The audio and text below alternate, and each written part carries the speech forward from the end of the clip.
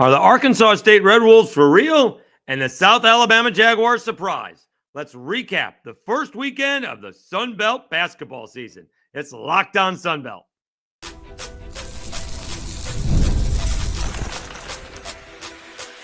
You are Locked On Sun Belt, your daily podcast on the Sun Belt Conference, part of the Locked On Podcast Network, your team every day. All right, Dave Schultz, Locked On Sun Belt, your teams every day.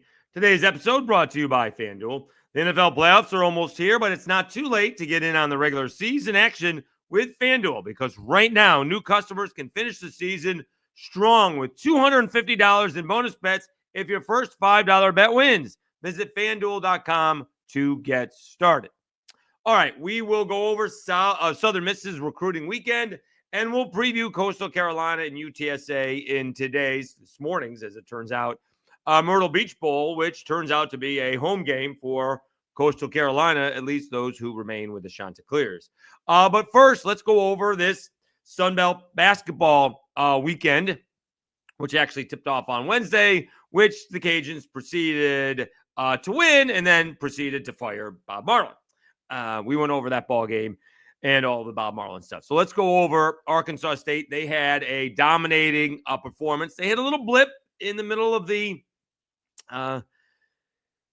out-of-conference schedule. Did not play well. They have come back with wins over Memphis and a huge come-from-behind win, down 27 in the second half to UAB. They were the preseason pick.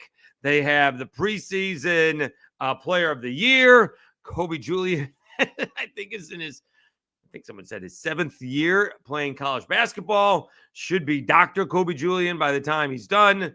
I did ask him what he wanted his nickname to be. He said Dr. J. I said, I think that one's taken.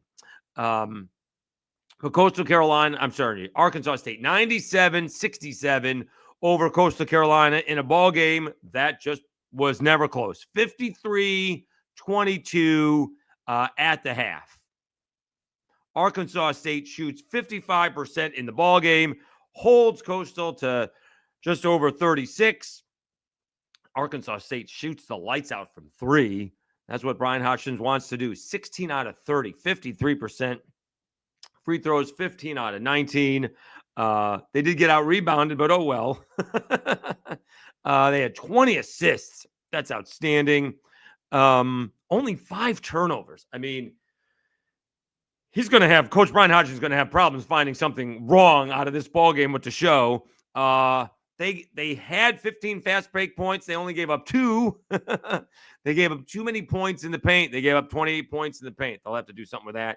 And 21 fouls. So they had 21 fouls. They'll have to work on playing defense with their feet and not their hands. But otherwise, I mean, they did. I mean, listen to these. And I saw these numbers with South Alabama as well. Coastal Carolina had 11 turnovers, and that turned into 18 points. So the most you could really have, we won't do 4-point plays, but 3 is, 33. But 2, if you want to average 2, it's 22. And Arkansas State had 18. Out of the 5 Arkansas State turnovers, Coastal Carolina only had 4. So that's outstanding. That's about as dominating performance as you're going to have. And Arkansas State was incredibly good across the board. Let's see here. Joseph Pinion led the way with 19 points. Taryn Todd had 13 points. Darian Ford had 11 points. And Kobe Julian didn't even play. How about that? And Josh Hill came off the bench, leading the way with 26. 9 out of 15 overall, 6 out of 12 from 3 in 16 minutes. The kid had 26 points in 16 minutes. So kind of tough to break that one down. For Coastal Carolina, Jordan Battle did have 20 points in 31 minutes.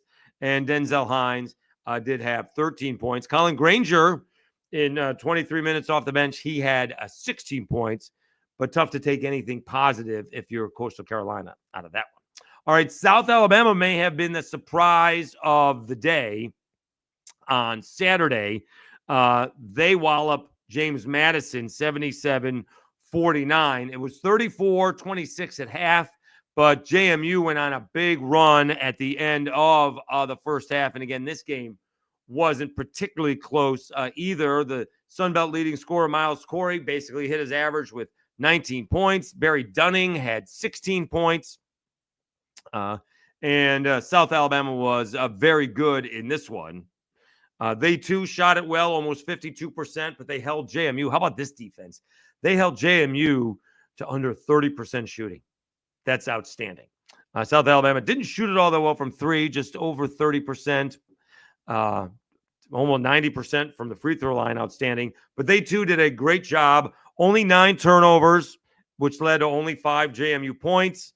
But total turnovers for JMU, 15 turnovers, led to 24 South Alabama points. So South Alabama plays this really frenetic zone defense. They're not big enough to play man-to-man, and we'll start watching a little bit more once, again, football is all done and we can get into a little rhythm here.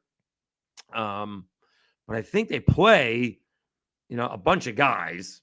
And it's going to be tough to tell with a box score here because it was a blowout. Maybe we can tell with the minutes and such. They play. Yeah, they're playing 10 guys. Generally speaking, that's 10 guys who got significant playing time. So that's pretty good. We will see if they keep that up. They are hitting the road. I think they're doing the Georgia two-step coming up. They get Mobile, crosstown. I wouldn't even say rival. But then they're playing Georgia State and Georgia Southern after the new year. Everyone's taking a break for Christmas. All right, a couple other scores here in the Sun Belt.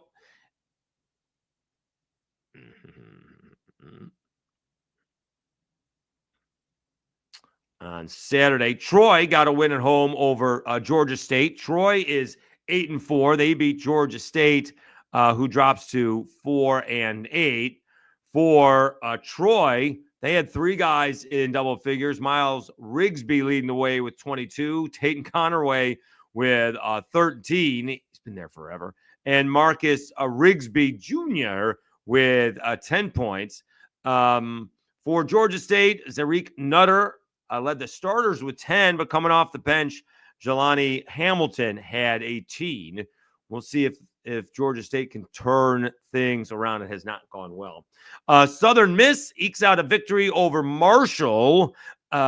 These two teams have been connected. At least these two schools have been connected over the last couple of weeks. 68-66. Let's see here. Denaje Harris had 29 points to lead the Golden Eagles, and Christian Watson had 10. Marshall actually had 4 starters in double figures. Anakali Keelan, I need to learn how to say that, 15 points, led the way. Nate Martin, who I believe is on his 3rd team in the Sun Belt, he had 12 points for Marshall. And, of course, we will get into this next. Charles Huff had his big signing weekend, brought in over a dozen recruits, a lot of them from Marshall, which is no big surprise. Okay. Quickly, let's see if we can go over the rest of the scores. Not that should have one more. Monroe, our Old Dominion, actually got a win on the road in overtime, 80-75. Big news out of Monroe was Keith Richard ends up announcing his retirement. This may have gone the way with Bob Marlin. Quickly back to that, it was announced that Brian Maggard offered Bob Marlin the opportunity to resign or retire at the end of the year, but they were going to announce it last week. It kind of sounds that's the way they're doing it with Monroe. And Keith Richard played at Monroe, has coached at Monroe, has not had a lot of success there, to be honest with you. But he's going to stay there for the end of the year, and he's going to retire from coaching at the end of the year. So they did announce that. And Texas State gets a home win, 83-61 over Georgia Southern. All right. So quickly, should we go through the standings just to see if we can? All right. So the winners were Arkansas State, South Alabama, Texas State, Troy, Southern Miss, Old Dominion, and the Cajuns, actually. And Georgia Southern, Marshall, App State, Coastal Carolina, James Madison, Georgia State, and Monroe. Quickly, Cajuns fell to McNeese following the coaching change on Sunday. Really gave McNeese all they could handle, 64-56, but the Cajuns still can't score. That's their problem. And I think they shot the lights out. When they were shooting better at one point in time, they finished 8 out of 24 from 3. At one point in time, they were 8 for 20 from 3, but they just can't score. They don't have any scoring. They did a good job of holding McNeese down, and McNeese pulled away at the end. It's going to be a long season for the Cajuns. That's the way it looks. All right. Let's talk about the Southern Miss recruiting weekend. A lot of guys transferring from Marshall. I don't think that's much of a surprise. And then we will preview the Myrtle Beach Bowl. Coastal Carolina with a home game hosting a UTSA this morning, coming up at 11 a.m. Eastern time. We will do that after I tell you about Rocket Money.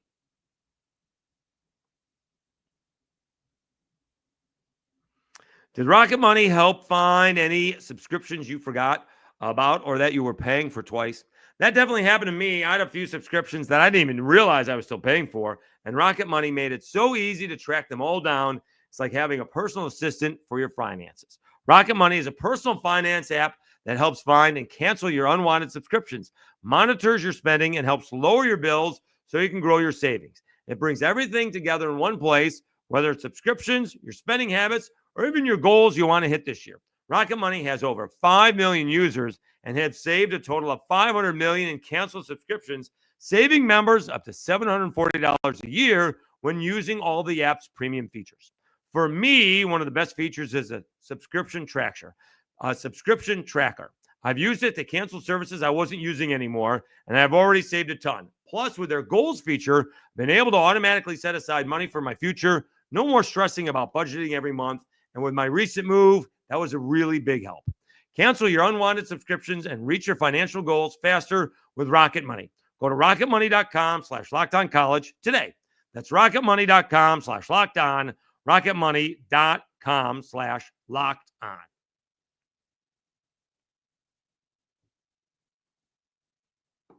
Feel like the voice is going. Dave Schultz, Locked On Sunbelt, your teams every day. I don't know why. All right, so big recruiting weekend. As Charles Huff, they tried to get people to go to the basketball game, and not a lot of people did.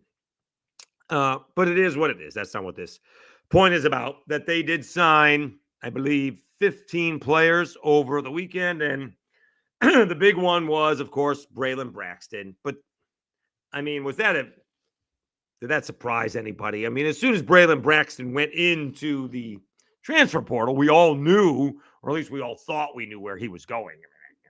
I did the little emoji like we knew where he was going. Matt Zinnis, Braylon Braxton expected to sign with, Southern Miss. No kidding. The other guys who did sign with him, we are reading from 24/7.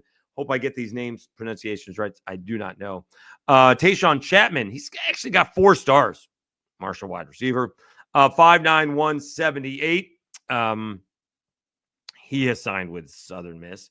Elijah Metcalf, wide receiver, little guy, 5'6", 168, 3-star. Braylon Brown, another wide receiver, bigger guy, 6'1", 202, 3-star. Chuck Montgomery, 5'10", 179, from Marshall. Obviously, Braylon Braxton is going to be very familiar with the guy he's been thrown to because we got all the wide receivers from Marshall. Ishmael Ibrahim, also from Marshall, cornerback, good size, 6'2", 189. Amir Foster, safety, 5'9", 167 from Marshall. Jabrir Ishmael, edge rusher, 6'5", 259, good size from Marshall. Seems like Connor Gibbs has transferred out. Kicker transferred to Auburn. All right, that's one guy that's gone out. And Ian Foster transferred from cornerback, transferred from Marshall to Southern Miss, 6 foot, 179. That was all on the 20th. All right. And now we got some new guys coming in. Cooper Frazier, interior offensive lineman, 6'4", 305. That might have been on Sunday. Is that Sanford? Corey Myrick, safety, 6'1", 182, also from Marshall. And Jeffrey Pittman, running back from Mississippi State, committing. So I think they have 15 guys. Well, let's see here. 1, 2, 3, 4, 5, 6, 7, 8, 9, 10, 11, 12. I got 12 here. Well, we'll rephrase that.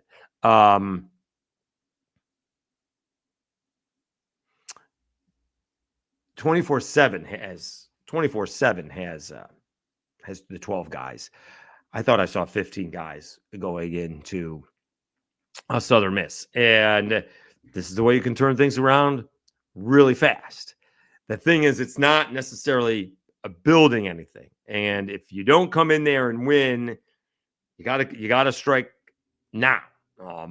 We'll see what happens with these other teams. We'll see what happens with Texas State. They did get a quarterback, but with Gio Lopez coming back and South Alabama, supposed to be good. They have some guys to replace. Arkansas State should be able to build on what they did this past year. And we'll see if Walker Howard is the real deal. We'll see, what the former 5-star recruit can do in college. He just didn't get his shot, behind, the guy who won the Heisman and Jaden Daniels and Jackson Dart. Maybe we didn't think Jaden Daniels was going to be all that good. And Jackson Dart was going to move on and just didn't. And now he's getting his chance at home back in Lafayette. So we'll see how that goes. And then we'll, the other news over the weekend was Brian Vincent is coming back. I guess he played footsies with Jacksonville State and is back at Monroe. And so we'll see how many guys they get in. Remember, they didn't have it. What they signed? 4 guys on signing day. And so he's got to replace a bunch of guys. And so we'll see how Charles Huff does. I think he's a good coach. He went to 4 bowl games with Marshall, won a Sun Belt championship. One of those things that says, when they always say, I bet on myself, he did. We're still trying to get him on. And what I'm not going to ask him is, what happened between you and Marshall, because that's been asked and answered, at least to my satisfaction. Christian Spears has gone on the radio and he was asked, and I think The Athletic is the one who asked Charles Huff. So they both answered it publicly, and you can go find it. I want to know how that discussion went with the missus, because you're really rolling the dice. I'm one of those guys. I know the coaches are always like, next man up. That's what we hear all the time. But there's a reason one player is playing over another. And if you get a couple of guys hurt, a couple of key guys hurt, then those aren't excuses. Those are reasons. There's a reason why Mark Hudspeth was so successful going to the New Orleans Bowl for 4 straight years, because he played with the same offensive line in each of those years. None of those offensive lines got hurt.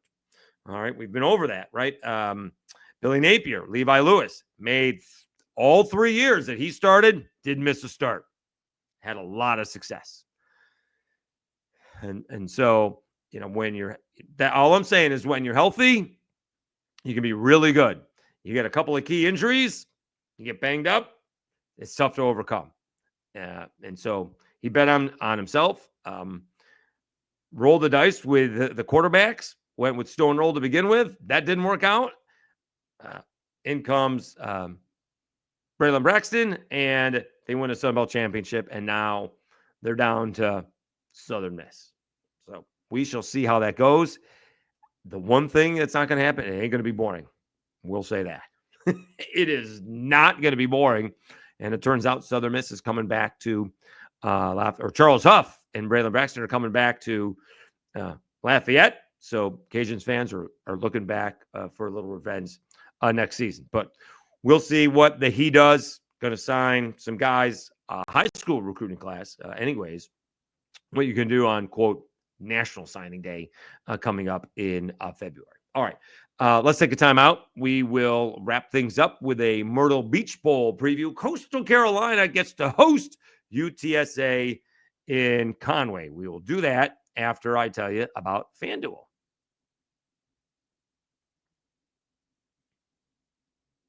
The NFL playoffs are almost here, but it's not too late to get in on the regular season action with FanDuel, America's #1 sportsbook.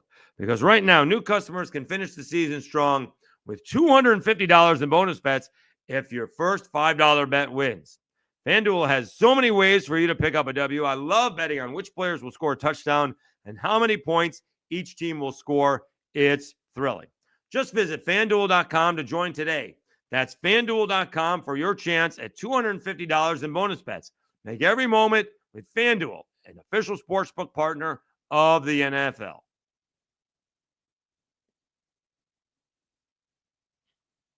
All right, Dave Schultz, Locked On Sunbelt, your teams every day. This may be the one time where I'm not picking the Sunbelt team. Coastal Carolina, I think both these teams are 6-6. They are.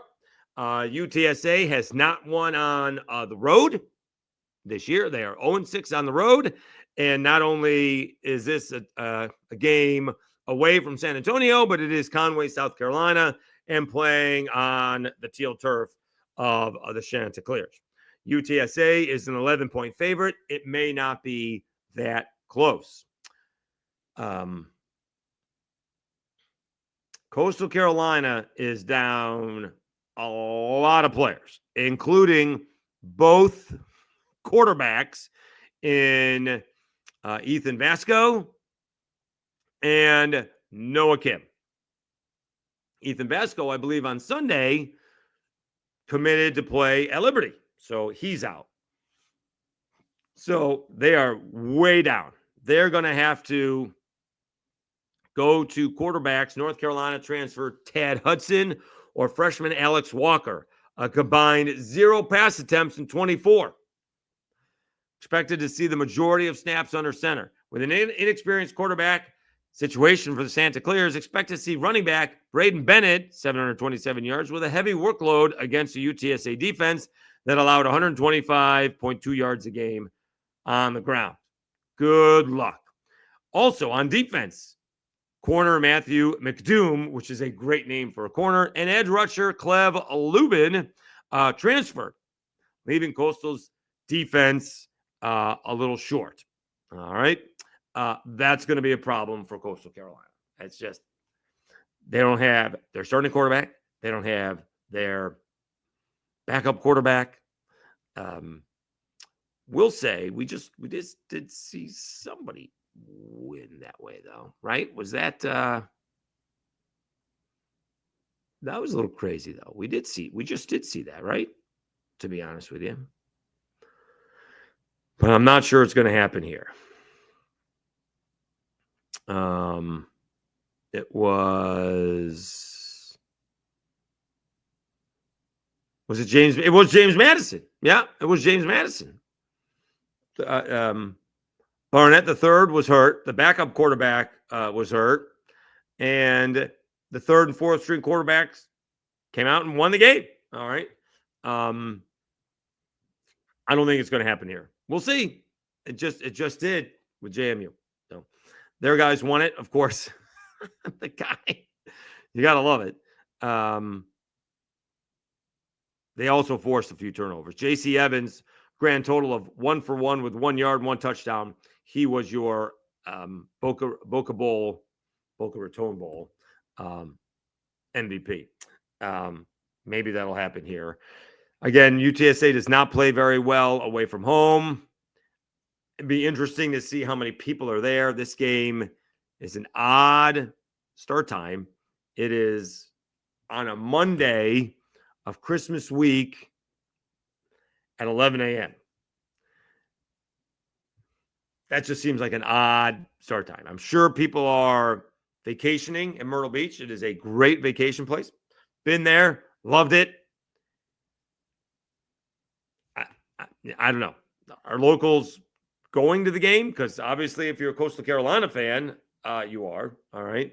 But if you're a local, I mean, I guess you could do your, if you haven't finished your holiday shopping, you could take a couple hours out and go to the game, right? If you do your holiday shopping a little bit before, if the stores are open, and then you can go after, right? Game's at 11 Eastern, right? You can go in the afternoon. So I don't know. Meanwhile, UTSA has Owen McCown. He was former Colorado Buff, thrown for over 3,000 yards, 24 touchdowns. He is Josh McCown's kid, not Luke McCown, not the former Saint, but Luke is his uncle. He's Josh McCown's kid, the former Eagle, the former Jet, numerous guys. He actually is on the Colorado staff, I think, now. It says here, Athlon Sports, McCown got better as the season progressed, posted 3 efforts of 300 or more passing yards over the team's final 6 games. Sophomore connected on 62% of his passes and added 303 yards and 2 more touchdowns on the ground. When McCown throws, receivers Devin McEwen, and Chris Carpenter and Willie McCoy, and tight end Houston Thomas will be tough for Coastal secondary. That was vulnerable at times to the big play. Chanticleers also rank 105 nationally versus the run, giving running backs Robert Henry and Brandon Hyde plenty of rushing lanes. UTSA's defense, a tough matchup for first-time starter quarterback. Roadrunners rank 6th nationally in defensive success rate and led the AAC in rush defense. This game is not going to be close, folks. Yeah, not going to be close unless there's turnovers. That's the way JMU won. As good as JMU played and those quarterbacks did play well, Western Kentucky turned it over 3 times. So if Coastal Carolina wants to win this ball game or wants to be in it, they got to get UTSA to turn the ball over, because it's a tough spot for those 2 guys. Really tough spot. So I would give the 11 points, I guess. And no, I would take the 11 points. What's the phrase? All right. I'm going to take the favorite on here, and they're going to win by 2 touchdowns. UTSA is going to win by 2 touchdowns. Athlon's got it. This is an odd prediction. Athlon's got this 34-17. I'm going to be impressed if Coastal scores 10. All right, if Coastal scores 10 and has more than 200 yards of offense, I'm going to be really impressed with those quarterbacks. That's going to get me. All right, so we shall see. All right, so Tuesday we'll definitely have an episode. We will recap the bowl game for sure. We'll see if we have one on Wednesday. Again, I have Tuesday off, so we're going to find out if we could get the coaches that I've been trying to get. Again, I got to work them in. We'll see if they have Christmas Eve off. Who knows what their travel plans are. See if they have 15 to 20 minutes for me. Again, we're still looking for the Marshall head coach, Charles Huff, and Logans at App State. So we're trying to get all 3. And we're going to try to get Keith Richard on for ULM. All right. I think the difference between him, Bob Martha, and I think Keith Richard is calling it a career. I think Bob Marlin is going to continue to coach. I think Bob Marlin is ready to, be done with his career. I think Keith Richard is been coaching for 40 years. I think he's ready to hang it up. All right. So we'd like to have him on. Plus he's got a great Cajun accent, so he'll be a lot of fun. And he's a personality. So we would love to have him on. So we will reach out, and maybe Brian Vincent, which would be another good interview as well. So really appreciate it. We're over 1,800. We're not going to get to the 2025. It's slowed down since Southern Miss, and Marshall News cooled off. We'll see. The Cajuns aren't going to try and get a basketball coach again. It's going to be a couple of months. Anyways, we'll see what happens there. So, but now we'll wrap up with the bowl season, and now we're in the basketball season. So we're really looking forward to that, except now we got to wait another week before we get more basketball games. So appreciate everyone's support. Please be safe. Have a happy holiday season, and enjoy your Monday. And we'll be back with you on Christmas Eve on Tuesday. You've been listening to Locked On Sunbelt, your teams every day. Again, have a great Monday. We'll be back with you on Tuesday.